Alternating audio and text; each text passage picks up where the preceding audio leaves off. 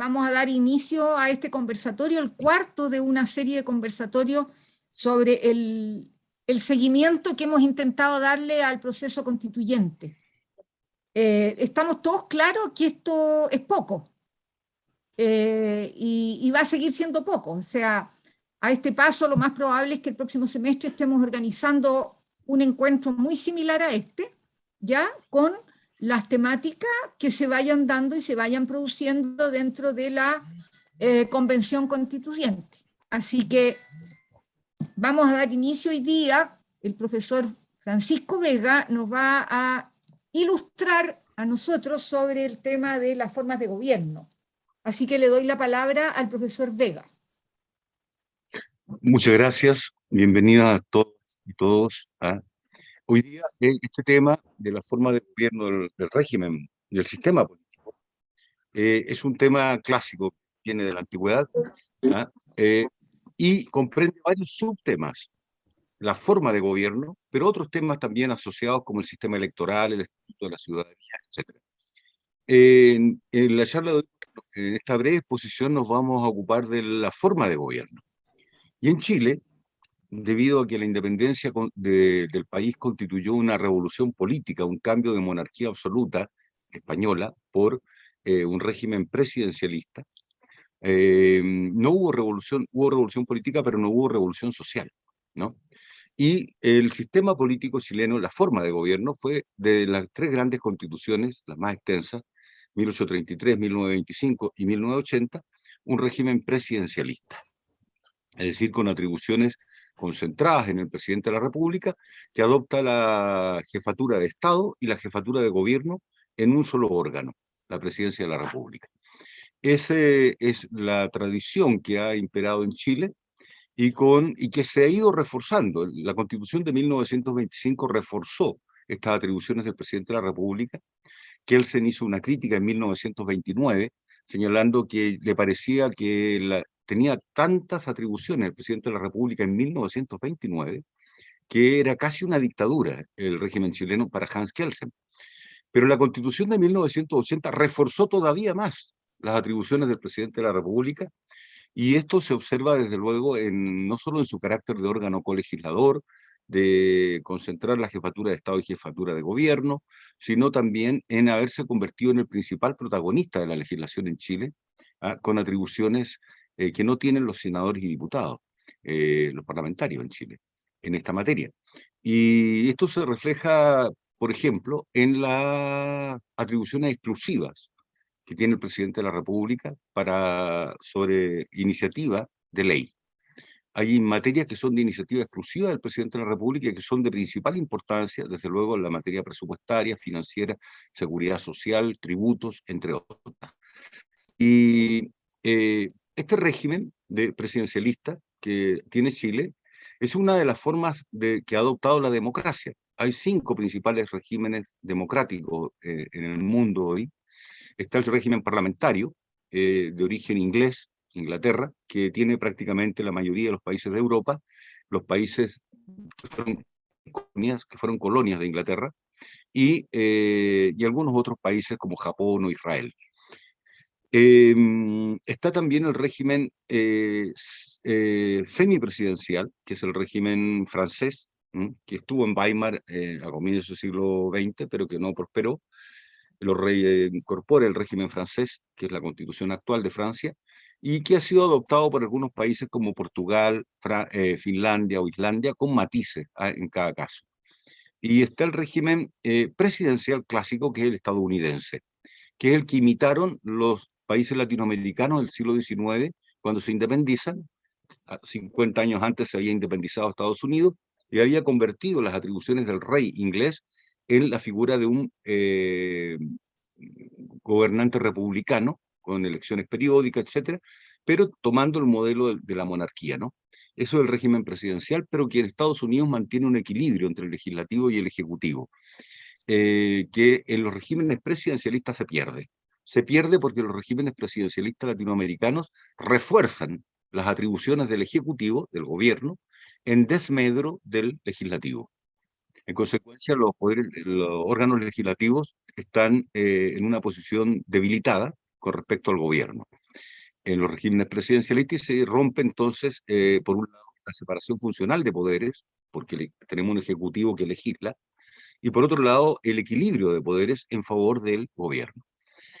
Este régimen ha sido criticado en Chile y ha sido propuestas alternativas. Hay otros regímenes como el directorial suizo, ¿ah?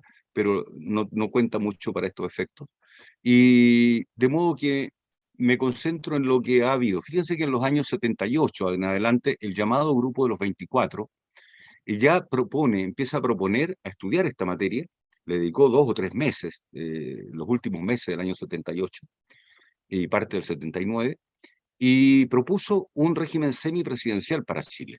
Esta propuesta fue reiterada en los años 80, fue defendida en particular también por el profesor Humberto Nogueira, y no fue tomada en cuenta, en definitiva, y en los años 90 vuelve el tema, se crea una comisión investigadora en la Cámara de Diputados, que fue presidida por un diputado demócrata cristiano, Ortega, Eugenio Ortega me parece, ¿ah?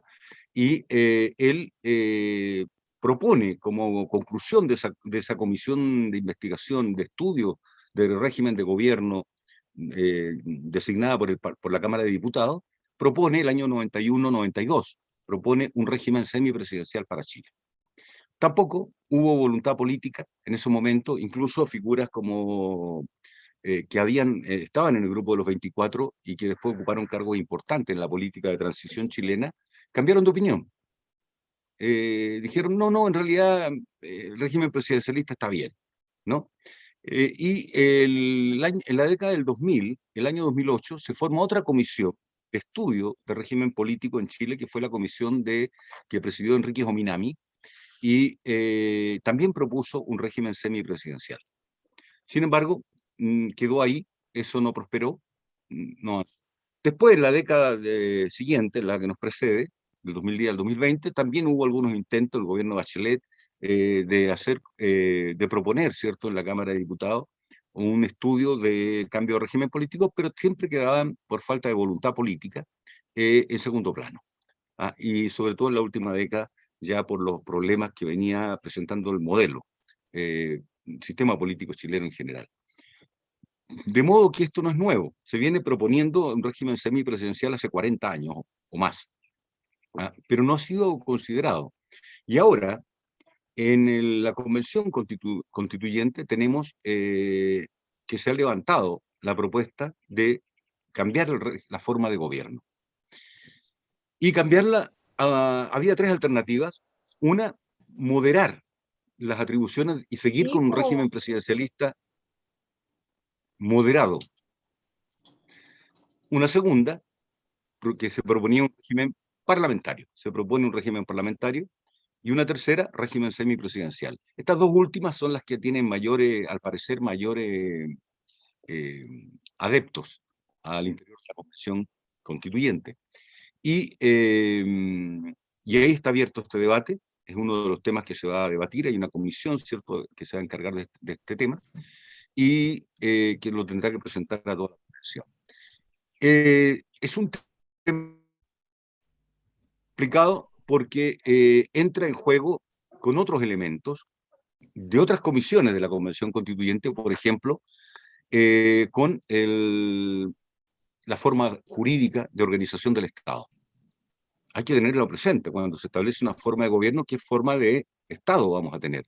Si vamos a seguir con un Estado unitario, que no parece tan probable al menos como ha sido hasta ahora, o vamos a incorporar elementos propios de un Estado-región, al tipo italiano o español, al Estado autonómico, con mayor descentralización para las regiones. En ese caso, hay que considerar esto. También la estructura del Congreso, cameral o unicameral. Al parecer, la defensa de un Congreso bicameral es que el Senado adopte una base territorial totalmente distinto del Senado que hay hoy día, que representa las regiones, y que no participe en la formación de la ley, salvo en la ley de presupuesto, por ejemplo, pero en general no, y que eso quede entregado solo a la Cámara Baja. Son elementos, pero hay un elemento que a mí me parece más importante, y con esto quisiera cerrar porque el régimen parlamentario aparece como un régimen muy ajeno a la tradición chilena. ¿Mm? Algunos historiadores, la historiografía conservadora, de derechas, dirían en España, en Chile levantó el mito de que en Chile habíamos tenido régimen parlamentario. La verdad es que nunca hemos tenido régimen parlamentario. Y está muy bien armado el mito. ¿Por qué? Porque se señala que hubo ese régimen parlamentario precisamente en la época más mediocre de la política que ha tenido Chile, que es 1890-1920. Entonces la culpa es que había un régimen parlamentario. La verdad es que nunca hubo régimen parlamentario en Chile. ¿Ah?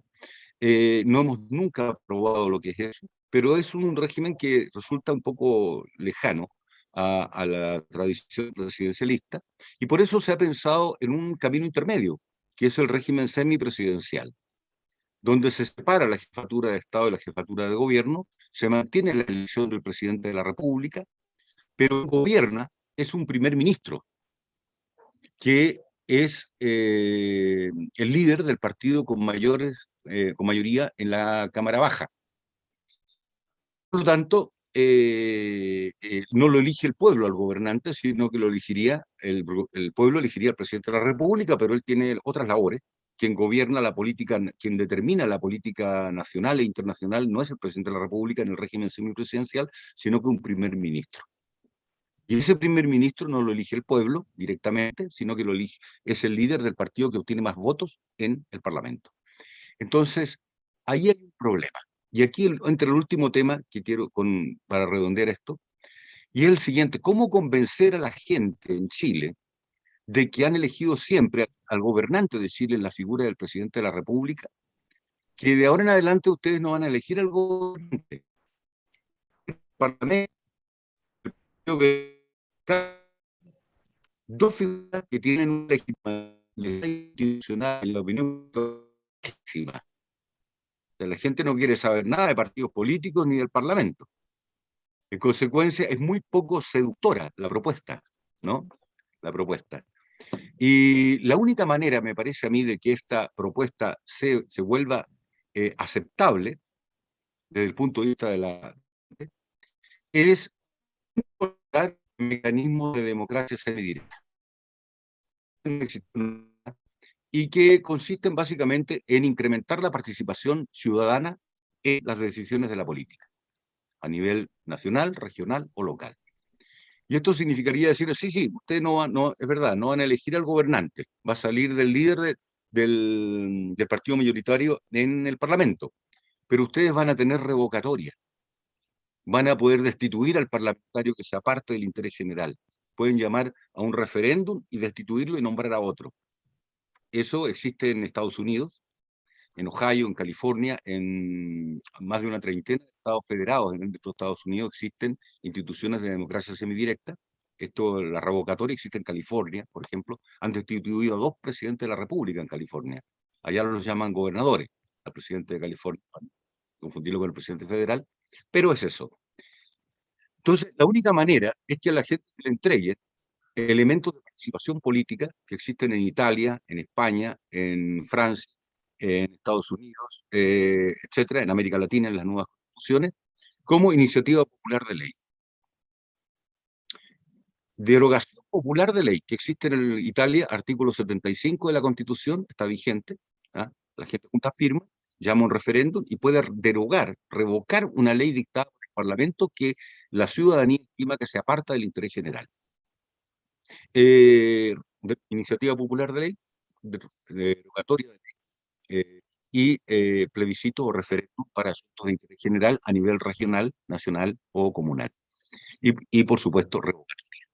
¿Ah? La revocatoria existe en muchos países latinoamericanos hoy día, en Argentina, en Venezuela, en Ecuador, en Colombia, etcétera, pero no existe de forma homogénea. En Argentina, por ejemplo, existe solo a nivel municipal, pero no para autoridades, digamos, estaduales o nacionales. En Estados Unidos, que nombré, a nivel federal existen estas instituciones, solo existen a nivel de los estados, de la organización del ordenamiento jurídico de los estados federados. ¿Ah? Y en los distintos países, en algunos se acepta a nivel local y regional, pero se le teme colocar esto a nivel nacional. ¿Ah? Es interesante, a mí me parece, la posibilidad de cambiar la forma de gobierno en Chile, pero tiene que hacerse integrando estos diversos elementos para que no quede un sistema disfuncional, ¿no? Y hay que perderle un poquito el miedo a estos mecanismos de participación ciudadana, porque la experiencia comparada nos indica que que no son usados con mucha frecuencia, no prosperan con demasiada frecuencia, porque uno podría pensar, todas las semanas van a echar abajo a un representante. No es así. En Colombia, por ejemplo, han tenido que bajar el número de firmas, porque la mayoría de las revocatorias desde la Constitución del 91 a la fecha han fracasado. Pero la gran mayoría no prosperan, porque no reúnen el número de firmas, no reúnen los requisitos para poder operar. De manera que no es una cuestión que vaya a significar que toda la semana vamos a estar, no es así. ¿Ah? En California, 2 veces en toda su historia del siglo XIX ahora, se ha destituido un gobernador por esta vía, que es en 1921 y en el año 2003. O sea, son cuestiones que tienen que concitar un gran desagrado de la ciudadanía para que prospere de esta manera. Hay un conjunto de requisitos que establecen en Estados Unidos, en América Latina, en Europa, donde se establecen estos mecanismos que permiten que no degeneren en demagogia, que nos sirven de experiencia para incorporar la experiencia ajena y hacer unas instituciones que estén moderadas y que permitan, sin embargo, darle el mensaje a los representantes que la ciudadanía tiene un control sobre ellos. Y no que quede esta imagen de que se ha secuestrado la soberanía por la clase política y que la ciudadanía solo le cabe encender la televisión y ver lo que opina la clase política y lo que deciden ellos al margen de todo lo que hacen los electores. Esta idea del mandato representativo ha entrado en crisis, y no solo en Chile, en todo el mundo, y yo creo que se trata de recuperar simplemente un elemento, equilibrar representación política con participación política. Termino citando a una frase de Rousseau del contrato social. Él decía, a propósito de Inglaterra en la época, cuando en un país la gente elige cada 4 años a las autoridades y no tiene la capacidad de revocarlas, no está eligiendo representantes, decía Rousseau, está eligiendo jefes. Y en una república democrática no necesitamos jefes, necesitamos representantes. Eso. Muchas gracias. Profesores, profesor Víctor Soto, profesor Rodríguez, si tienen algún comentario o algo que agregar. Sí, bien breve, Martita, gracias. Bueno, primero agradecer la excelente exposición que hizo mi colega Francisco Vega. No me sorprende en realidad, así que es bien poco lo que uno puede decir. Solamente desde mi tribuna, humilde tribuna, manifestar que efectivamente lo que se está viendo en la convención es tratar de cambiar el régimen político para poder desconcentrar un poco el poder, precisamente no un sistema parlamentario propiamente tal, sino un sistema simple y esencial, tal como lo manifiesta el profesor Vega. Tal como él lo expuso, hay experiencia con algunos matices, evidentemente, como manifestó en Francia, Portugal, Finlandia, pero también hay otros matices, ¿cierto?, en la cual se le otorga más poder al presidente o al primer ministro, como pasa en Rusia, que en realidad los poderes constitucionales que tiene en Rusia es distinto el presidente al que tiene, por ejemplo, en Bulgaria, que prácticamente no tiene ningún poder. Yo creo que lo importante acá, y quizás ahí podemos coincidir con los panelistas, es que se debe conciliar el poder que va a tener el presidente con el poder que tiene el primer ministro, porque de una u otra forma, porque no ha habido problemas. Yo entiendo que en Francia parece que hubo un problema y se viene una reforma, parece, no sé si Francisco me puede ilustrar respecto a eso, para que precisamente no haya esta dicotomía en la forma en que se lleva el gobierno junto con el Estado respecto, por ejemplo, a la dictación de decretos, de ordenanzas, normativas, que vayan en una línea distinta, ¿cierto? En el caso del presidente y el caso del primer ministro. Por eso parece que se adelantaron una reforma constitucional en el sentido de que se adelantaron las elecciones para que la elección del presidente fuera 2 o 3 meses antes, parece, que la elección del Parlamento, precisamente para que existiera este equilibrio. Bueno, yo creo que vamos para eso, definitivamente, y en ese sentido es transversal, tanto en los convencionales como yo creo en todo el mundo académico. y que efectivamente existe un superpoder de parte del presidente de la República que evidentemente, respaldado por esta Constitución, ha puesto trabas en cierta forma a los grandes cambios que ahora se pretenden realizar. Así que creo que por ese lado vamos a ir con los matices, con los propios ciertos alcances que tiene nuestra cultura. La directora decía que si estamos preparados. Yo creo que no estamos preparados ni siquiera para el proceso constituyente, ya vimos, ¿cierto?, que fue un poco complejo. Pero bueno, Chile es un país, a mi juicio, bastante maduro, a pesar de eso, bastante disciplinado, y creo que nos vamos a acostumbrar, ya nos vamos a acostumbrar siempre y cuando sea en forma progresiva. Creo también, y con esto termino, que es importantísimo que se vuelva a instaurar, lo decía algo la profesora, las clases de educación cívica, yo diría desde prekinder, porque precisamente queremos instalar un sistema presidencial donde la figura del presidente va a ser completamente distinta a la figura del primer ministro, se van a complementar, pero son funciones distintas, pero ni siquiera se saben cuáles son las facultades que tiene el presidente actual, ni siquiera los que egresan de enseñanza media. Entonces creo yo que es importante que se capacite a los estudiantes desde prekinder, insisto, de prekinder, otros países de prekinder ya saben sus derechos, ¿verdad?, los niños, para que de esta forma efectivamente el proceso no sea tan traumático, ¿verdad? Esa es mi opinión. Sí. Profesora Rodríguez. Sí, bueno, muchas gracias también y felicitar al profesor Vega, una tremenda exposición. Creo que en tan breve tiempo pudo ser capaz de exponer todos los elementos, no solamente del sistema semipresidencial, del sistema parlamentario, sino que de todos los sistemas en particular. Y me gustaría destacar, creo que una de las cosas más importantes que le logré escuchar al profesor Vega, aquella que decía en relación justamente que esta materia del sistema o de la forma de gobierno era parte de algo que es mayor, de algo que es un todo mucho más importante, justamente, que es lo que podríamos denominar el diseño institucional que vamos a tener en nuestra futura república, en nuestro futuro Estado, donde no solamente importa la forma de gobierno, sino que también importa la forma de Estado, ¿no es cierto?, el sistema electoral que también podamos tener y por supuesto las instituciones de la democracia representativa o de la democracia semi-representativa o semi-directa cuando queramos avanzar por eso.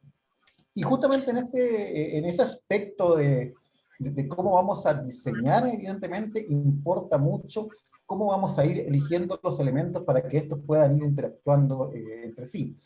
Por supuesto que hoy día tenemos la tormenta perfecta, tenemos un régimen hiperpresidencial, con un régimen centralizado, con un sistema electoral que, bueno, ahora al último lo hemos ido modificando un poco y hemos pasado de un sistema binominal a un sistema proporcional, con un sistema también, o con un sistema de elecciones también poco participativo para nuevas fuerzas políticas. Bueno, todo eso es una tormenta perfecta que nos indica un poco cómo estamos en este momento, o por qué estamos en las condiciones que estamos justamente actualmente. Entonces, justamente por ello, es que la verdad es que tenemos que pensar cuál va a ser el régimen político que vamos a elegir, ¿no es cierto?, dentro del futuro. Y aquí justamente el profesor nos daba todas las exposiciones o todas las posibles alternativas que podríamos eventualmente tener, y yo también en este sentido concuerdo con el profesor Vega, que por dos motivos creo que el sistema semipresidencial podría ser el sistema elegible. Fundamentalmente creo que el primer elemento creo que más importante es que tenemos una tradición republicana de elegir al jefe de Estado, ¿no es cierto?, y tener algún criterio, alguna influencia también en elegir al jefe de gobierno, que es el mismo individuo. Y segundo, también otro elemento que creo que es muy interesante, es que tenemos un sistema político partidista multipartidista. O sea, siempre hemos tenido muchos partidos políticos confluyendo, aun cuando se intentó crear un sistema binominal que intentara generar dos bloques, tampoco se pudo destruir eso. Por lo tanto, con esos dos elementos en juego, creo que el sistema efectivamente semipresidencial es el único, o es la alternativa que tenemos, porque permite, por un lado, desconcentrar las potestades del presidente de la República, y permite, de alguna manera, con matices, como nos decía el profesor Soto, ir generando ese equilibrio mutuo que se podría ir dando, ¿no es cierto?, entre la práctica constitucional y la teoría constitucional, entre lo que dice la norma, pero que también en definitiva lo que eventualmente pueda suceder en la realidad. Y podríamos justamente ir jugando un poco como lo hacen los franceses, de ir pasando en el realpolitik, ¿no es cierto?, desde gobiernos un poquito más cargados al presidencialismo, si es que hay, ¿no es cierto?, convivencia partidaria entre el presidente y el parlamento, o pasar a una cohabitación, si es que actualmente, ¿no es cierto?, podría existir fuerzas políticas distintas entre el presidente de la República y el sistema parlamentario. Por eso también creo también apoyar la tesis de que debiésemos seguir con un sistema, o debiésemos empezar a incursionar en un sistema semipresidencial, porque creo que nos podría otorgar esos elementos que nos podrían ayudar junto con otros a diseñar un mejor paraguas institucional. Muchas gracias, profesor. Gracias, profesor. Señora Elizabeth, ¿quiere terminar su idea? No, ¿No? Ya. Entonces se abren los fuegos. A ver, ¿quién tiene preguntas, comentarios? ¿Quién quiere preguntar? ¿Alguien por ahí? Ahí, don Luis Álvarez. Buenas tardes. Hola. Bueno, yo soy un alumno de primero, preguntón. Me gusta preguntar. Bueno, en la exposición del profesor Vega, yo me doy cuenta de que, a ver, dos cosas que me llaman la atención. Una es la posibilidad que existe con este cambio de que de una vez por todas, como citó él a Rousseau, dejemos de tener jefes y podamos tener representantes. Cuando nosotros podamos de alguna forma cuestionar la labor del parlamentario en el intertanto en que está ejerciendo su cargo, creo que ellos se van a preocupar de hacer mejor el trabajo que para el que le encomendamos nosotros como ciudadanos. Entonces, me pareció muy interesante. Como les digo, soy alumno de primero, estoy recién aprendiendo mis primeras armas y se me confunden todavía algunos conceptos. Entonces, básicamente esa es mi opinión. Gracias, profesora. Gracias, don Luis. ¿Alguien más o quieren complementar ahí lo que dice el estudiante? ¿No? ¿Alguien más? ¿Alguna pregunta, comentario? Hola, ¿cómo están todos? Hola, saludos a mis profesores queridos y a todos los que están ahí. Fue así existencial porque Ujú. con la clase del profe Troncoso nos ha tocado estudiar todos los programas de los candidatos y yo me di el trabajo de no solamente leer el que él me asignó, sino me di el trabajo también de leer los otros programas. Pero qué Y tengo la bueno. gran duda, es que también yo tengo harta participación política acá en la comuna donde vivo. Entonces siempre como que si hay algo de política, casi siempre me preguntan a mí, no sé por qué. Soy como el Yerko Puchento de la política de acá de Colina.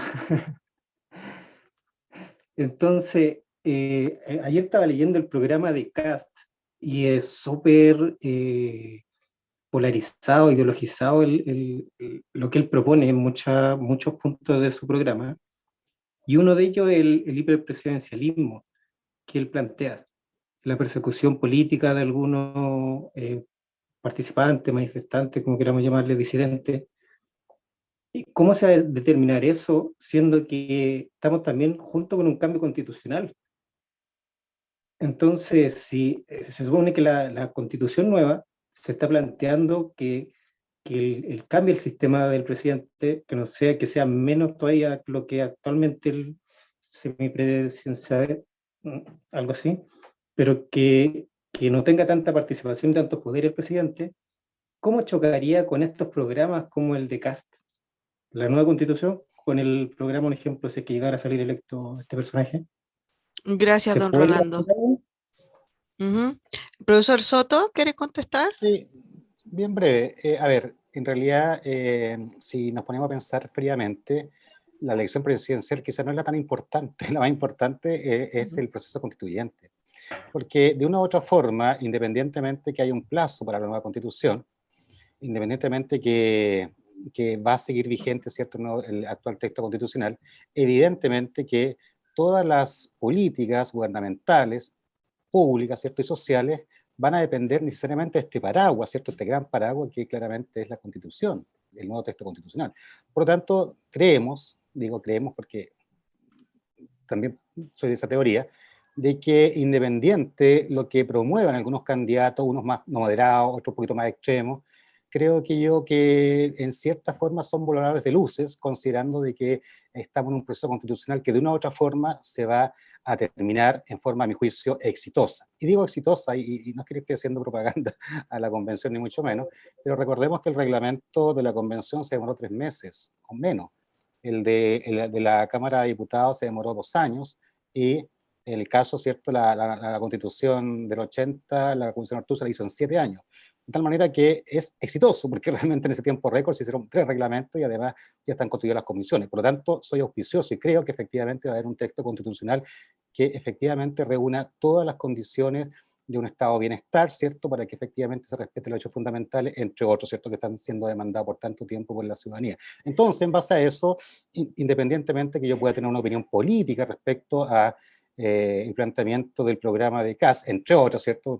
Hay una manifiesta también que las áreas verdes, ¿cierto?, deben pagar impuestos, ¿cierto?, por existir. Bueno, hay muchas situaciones que son bastante extrañas, como también otros programas.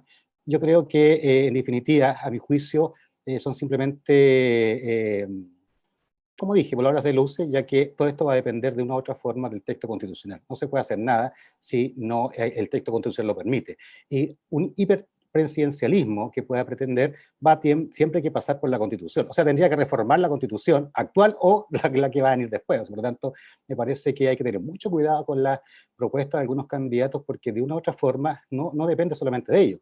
Depende del Parlamento actual y depende de, evidentemente, lo que se determine en el nuevo texto constitucional. Solamente eso. Gracias, profesor. ¿Algo que quiera complementar el profesor Vega o el profesor Rodríguez? ¿No? Ya. Solamente una pequeña acotación Profesor. respecto a la consulta que había realizado. Efectivamente, también concuerdo con el profesor Soto en que esto puede ser mucho más voladeros de luces que reales ofertones, ¿no es cierto?, de tiempos de campaña. No sé si el profesor Soto también nos puede corroborar la información. Entiendo que, no es que entiendo, hace un par de semanas, hace unas 2 semanas atrás, se filtró una noticia dentro de la propia Asamblea Constituyente respecto de que es muy probable que el próximo periodo presidencial vaya a ser acortado en 2 años.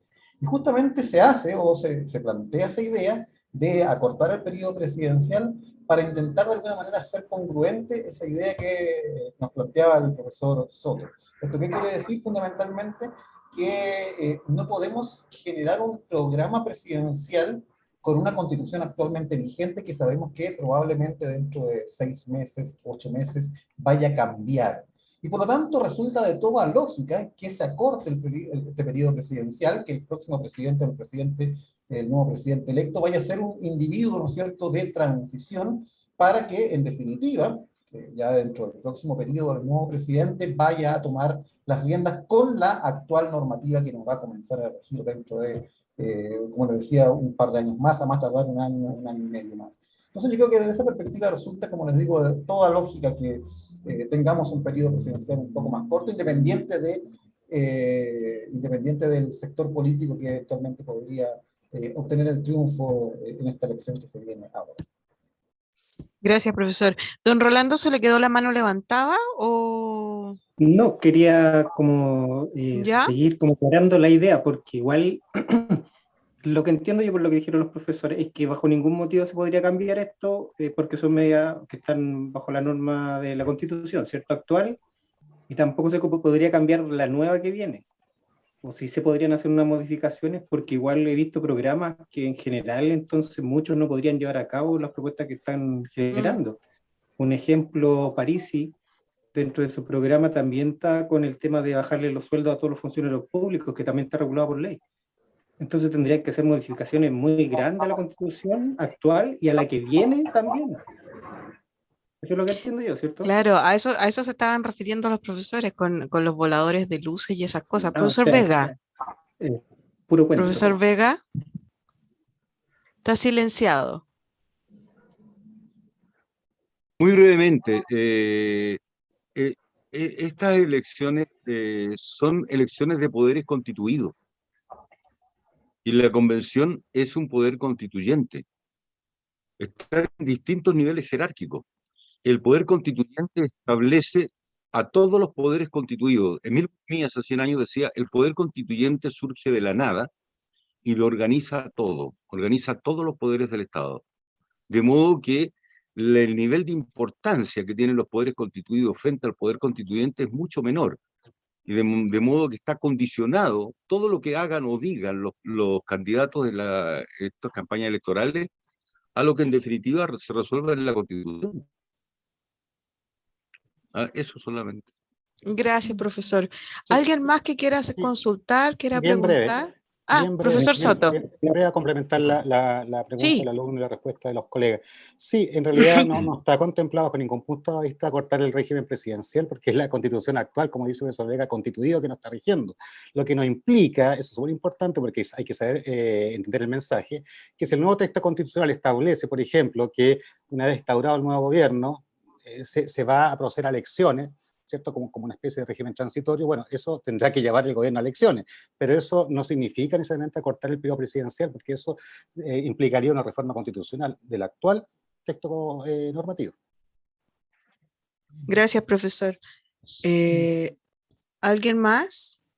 Don Rolando volvió a levantar la mano. Quiero dar las gracias a los profesores, Ah. profesor Rodríguez, profesor Soto y profesor Vega, que la frase del profesor Vega me aclaró todo el panorama. Así que muchas Estupendo. gracias a los profesores. Muchas gracias. gracias. Ya, ¿quién más? Señora Elizabeth. Yo que tengo mi internet tan interrumpido, pero me acordé que el ramo se llamaba Educación Cívica, profesor Vega.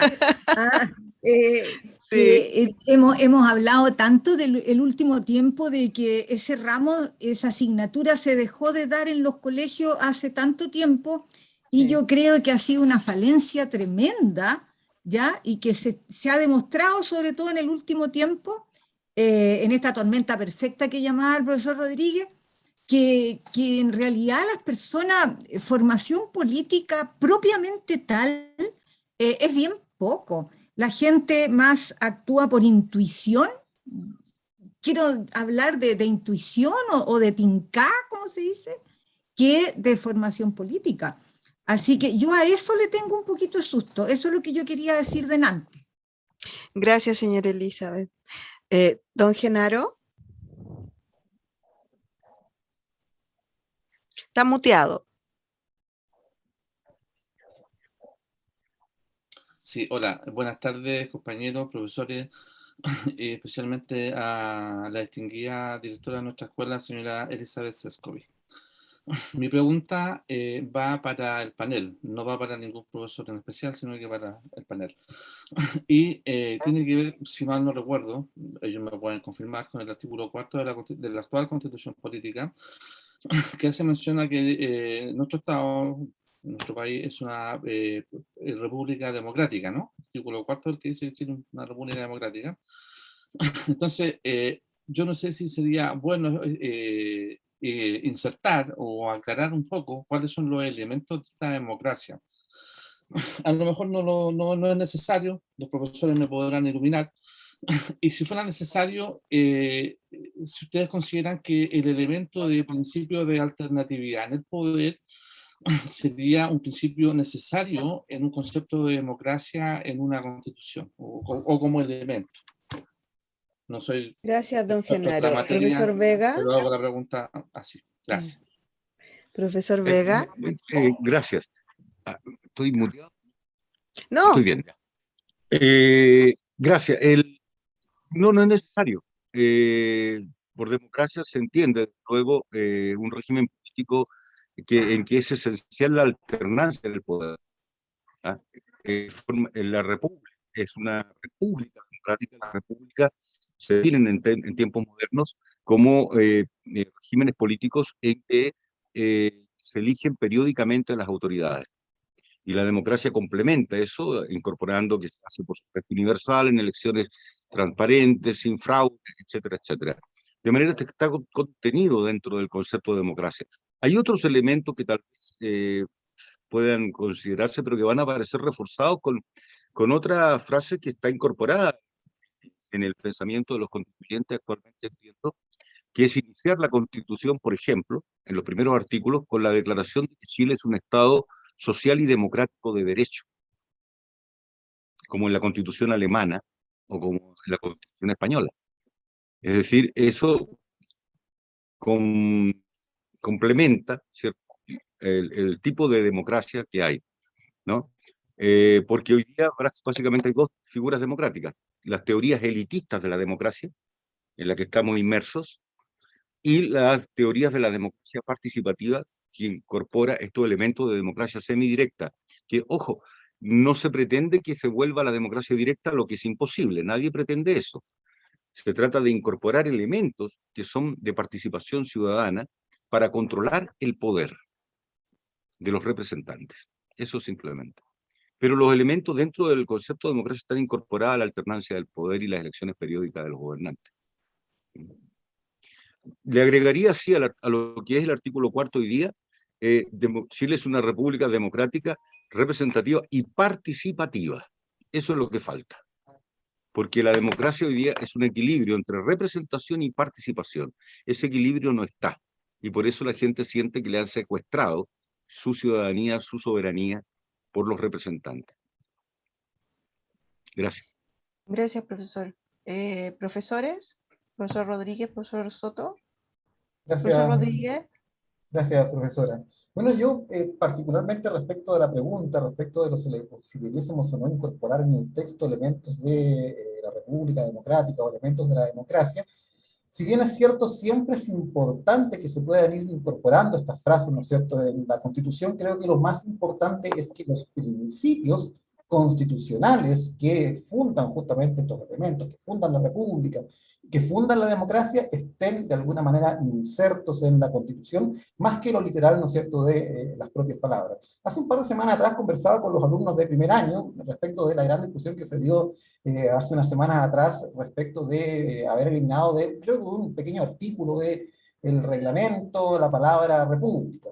Y muchos de los alumnos estaban impactados, digamos, porque ¿cómo es posible que se elimine, ¿no es cierto?, y vamos a dejar de ser una república? La verdad es que yo lo llamaba un poco a la calma, sobre todo con este tema de los parafraseos, porque lo importante justamente es que cuando uno lea el texto constitucional, encuentre y pueda ser capaz de extraer estos elementos de la república, estos elementos de la democracia, ¿no es cierto?, en la responsabilidad, la transitoriedad en el desempeño de las funciones, el mismo principio democrático, la alternancia en el poder. Porque yo podría poner una frase muy linda, ¿no?, dentro del texto constitucional, pero si me voy a los detalles, si me voy a la operatividad misma de la Constitución, y logro ver que no existen estos elementos, la verdad es que voy a estar haciendo solamente un poco de humo dentro de la mismo texto constitucional. Por ejemplo, un caso que lo tenemos muy claro, muy patente, es en nuestra misma Constitución, que nos señala, ¿no es cierto?, que si bien Chile es un Estado unitario, ¿no es cierto?, su administración será descentralizada, desconcentrada en conformidad a la ley.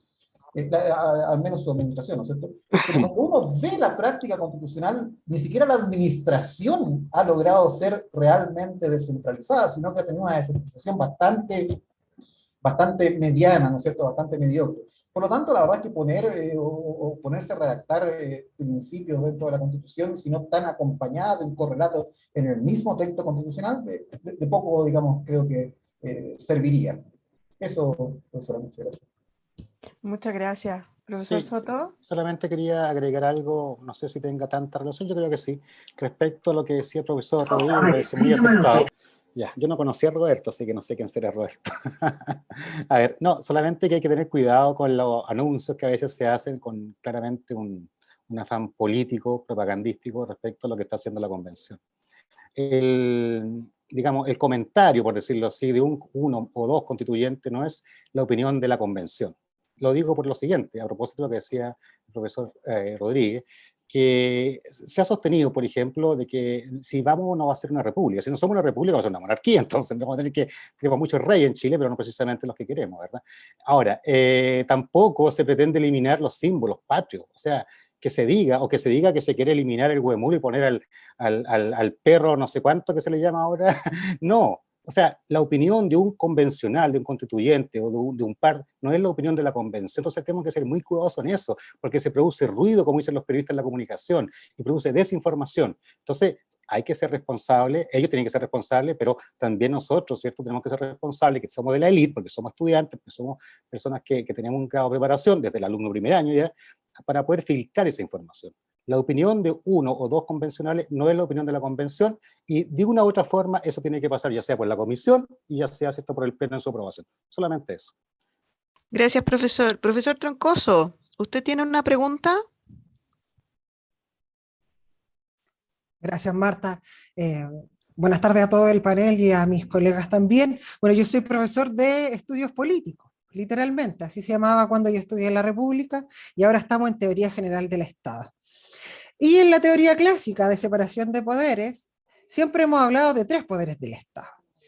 Ahora, escuchando al profesor Vega de la representación y la participación, que sería este 4º poder de participación como un control ciudadano, ellos que tienen más acceso a estos eruditos constituyentes, ¿se habla en el proyecto de crear un 3er poder, o un cuarto poder que esté en manos del control ciudadano, para poder evitar todas esas cosas que hoy no están controladas por la ciudadanía? Pues esa es la pregunta que me nace siempre en las clases cuando hablamos de las teorías clásicas de separación de poderes. Gracias, profesor. Profesor Vega.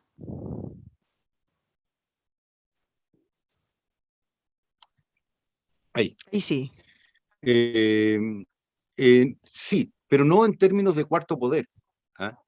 No en términos de que vamos a agregar un 4º poder, sino que en términos de control ciudadano, ¿ah? Fíjense que el actual mandato representativo que existe hoy, que se llama también mandato libre, libre para los representantes, no para la ciudadanía, sustituyó al mandato imperativo, en que se le podía revocar al mandante en la Edad Media y en los comienzos de los 3 primeros siglos del 16 al 18, se lo podía revocar al representante y se rendían cuentas y eran responsables ante los representados. Eso se eliminó. ¿Ah? Y se eliminó porque se consideró que se tomó de la economía la idea de la división del trabajo. Esto de Constant, cierta libertad de los antiguos y de los modernos, en Edmund Burke en Inglaterra, el discurso a los electores de Bristol, Sieyès en Francia, señalan que ahora en este nuevo mandato representativo, si usted es de un distrito y eligió a un representante, ese representante, una vez elegido, se corta el vínculo con los electores, con los representados. Y él es un ser superior, que tiene una superioridad moral, que tiene una superioridad que le permite percibir el interés general, y que el pueblo, más o menos una masa ignorante, no tiene esa percepción, y por lo tanto ellos van a elegir libremente de acuerdo a su conciencia y no van a responder ante el distrito, porque ellos responden ante un concepto abstracto que es el concepto de nación.